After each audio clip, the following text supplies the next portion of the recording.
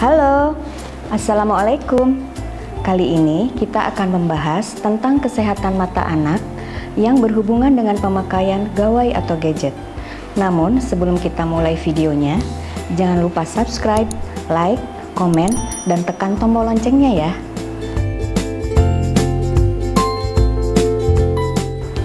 Pada saat pandemi sekarang ini, banyak aktivitas anak yang berubah. Yang biasanya banyak aktivitas di luar rumah, sekarang lebih banyak dilakukan di dalam rumah. Bahkan untuk belajar pun, anak-anak melakukan metode pembelajaran jarak jauh melalui online dengan gawai sebagai sarananya. Seperti kita ketahui bersama, bahwa pemakaian gawai dalam jangka waktu yang lama tidak baik untuk anak. Tetapi saat ini, metode inilah yang dianggap paling efektif, di mana anak-anak masih dapat belajar tetapi tetap menjaga jarak.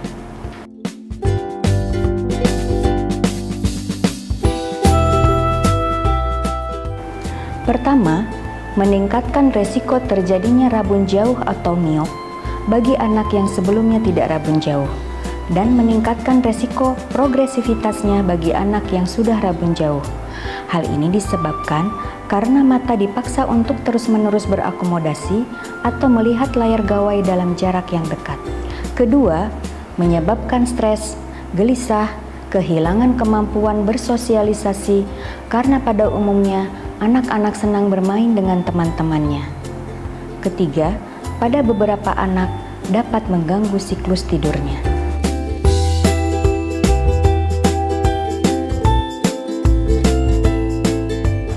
Dari beberapa pendapat, ada batasan waktu yang dianggap aman dalam memakai gawai. Pada anak-anak usia kurang dari 3 tahun, yaitu presekolah atau playgroup, tidak dianjurkan sama sekali pembelajaran jarak jauh dengan menggunakan gawai. Pada usia ini, lebih baik metode pembelajaran yang sifatnya berinteraksi langsung dengan orang tuanya. Pada anak usia 4-6 tahun atau taman kanak-kanak, pembelajaran jarak jauh dilakukan kurang dari 90 menit dengan 1 kali sesi istirahat. Pada usia 7-12 tahun, yaitu sekolah dasar, pembelajaran jarak jauh dapat dilakukan 180-240 menit atau kurang lebih 3-4 jam dengan 2-3 kali sesi istirahat. Pada usia 13-16 tahun, yaitu untuk anak-anak SMP dan SMA, pembelajaran jarak jauh dapat dilakukan 6-8 jam dengan 5-6 kali sesi istirahat, di mana salah satunya dapat diisi dengan istirahat makan siang. Secara umum, ada yang harus diperhatikan dalam pembagian waktu tersebut, yaitu pertama, setelah 45 menit, anak harus diizinkan untuk beristirahat badan dan penglihatannya. Kedua, minimal pada salah satu sesi istirahat per hari, anak dapat melakukan aktivitas fisik seperti menari atau olahraga ringan. Ketiga, bila ada pekerjaan rumah, hindari pekerjaan rumah secara digital, atau kalaupun ada pekerjaan rumah secara digital, harus diperhatikan sesi istirahat seperti yang disebutkan tadi.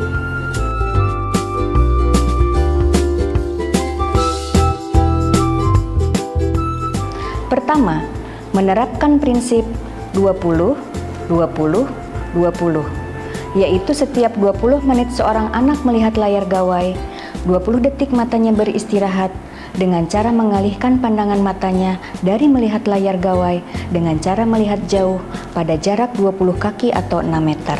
Sehingga disarankan pada saat pembelajaran jarak jauh, anak berada di suatu tempat atau ruangan yang cukup luas, kurang lebih 6 meter. Selain itu, anak disarankan untuk lebih banyak berkedip, karena biasanya bila mata melihat layar gawai terlalu lama, kedipan mata berkurang sehingga mata menjadi kering. Kedua, berikan motivasi pada anak untuk selalu menjaga postur tubuh agar tetap tegak sehingga tidak mudah lelah. Ketiga, di antara sesi kelas online, ingatkan kembali kepada anak untuk melakukan gerakan fisik seperti olahraga ringan. Keempat, memilih untuk menggunakan layar gawai yang lebih besar, seperti laptop atau komputer, dibandingkan layar gawai yang lebih kecil, misalnya handphone. Kelima, Jarak antara layar dan anak kurang lebih 30-60 cm dengan posisi layar berada sedikit di bawah posisi mata, tidak boleh terletak rendah sekali atau terlalu tinggi.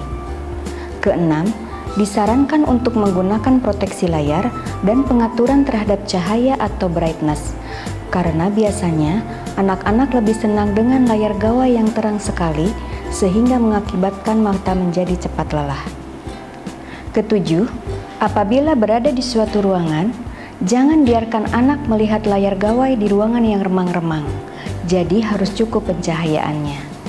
Kedelapan, posisi duduk anak jangan dekat dengan AC atau kipas angin, karena dapat mengakibatkan kedua mata menjadi kering. Kesembilan, ingatkan anak agar leher jangan membungkuk, karena mengakibatkan cepat lelah.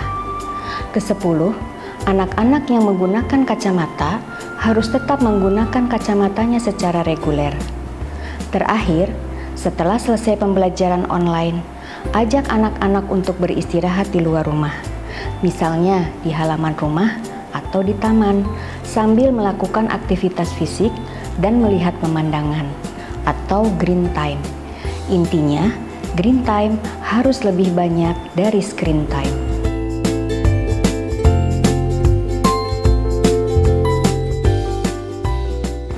Sampai saat ini, tidak ada penelitian yang membuktikan kegunaan kacamata anti radiasi. Yang penting, pada saat anak menggunakan gawai, harus diperhatikan pengaturan terhadap cahayanya atau brightness, supaya tidak terlalu terang atau terlalu redup. Dan bagi anak yang sudah menggunakan kacamata, harus tetap menggunakan kacamatanya. Untuk para orang tua, apabila menemukan gejala-gejala gangguan penglihatan pada anak, cepat konsultasikan pada dokter mata terdekat.